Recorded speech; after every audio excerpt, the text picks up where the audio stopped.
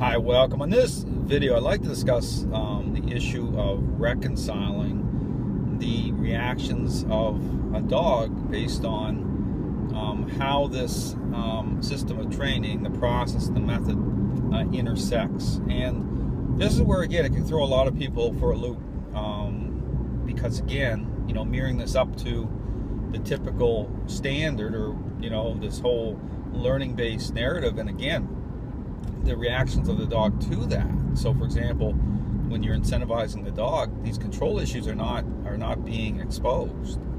Okay, so the dog is of course going to be calmer. Okay, and coming into agreement. Okay, with the pitcher, there's a type of agreement, but the agreement is based off of maintaining control. Okay, so the context of the dog coming to agreement, through the method that's applied to this system, okay, is based on tying it into relational change. So, there's influence there. So the dog comes into agreement with reconciling the method, how that intersects, and how the level of influence is defined within the context of what's reasonable. But also, okay, truly, when you look at coming into agreement with, one way is based off of a deceptive pitcher, dog maintaining control. The other way, through this system, is based on, a relational changing process, relationship change. So, but again, getting this issue about, this is why, again, reconciling the reactions of the dog, a lot of people can have problems with it because, again, when you start to, bring a dog under a level of influence through the method, and the dog begins to kick up a little bit and spin and challenge, this is where people can have a really difficult time. But here's kind of a way to get around that, because when a trainer steps in, just understand a certain personality steps in, because it is relational. The dog is reacting beyond just the the leash and the method, how it's framing up through the individual themselves. So the reaction levels are based off its relationship. It's relational. There's depth. So a way to kind of get around that is in the context of manipulating control. So, for example, this is why it's better a dog that's holding a lot of control to have the owner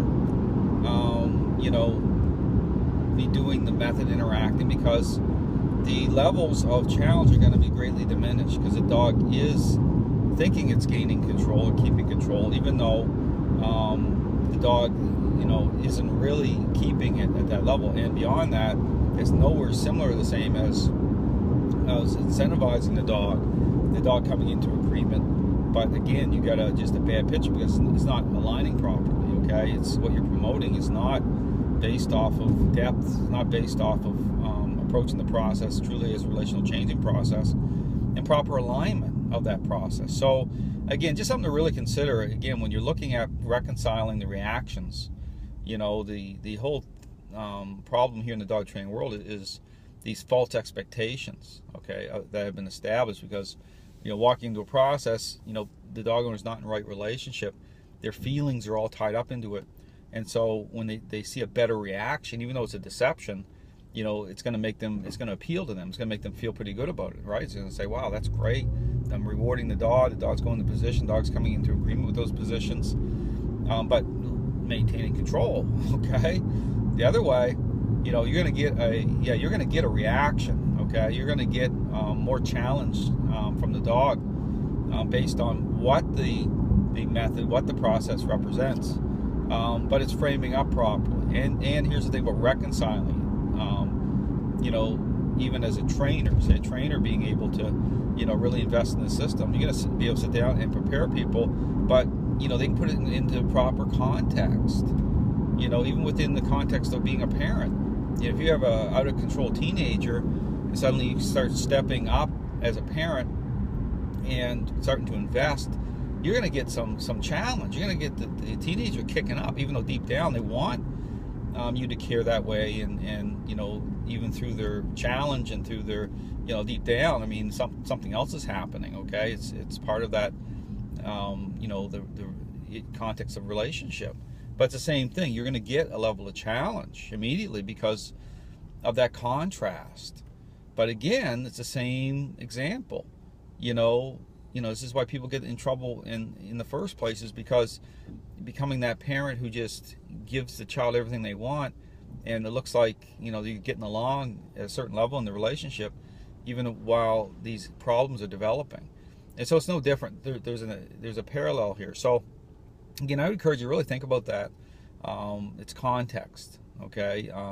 You might use the word coming into agreement with. There's going to be challenge initially. There's going to be a level of that because of what the process represents, and the coming into agreement with on the other side of things would be a total deception. Okay, the dog's coming into agreement because they're keeping control.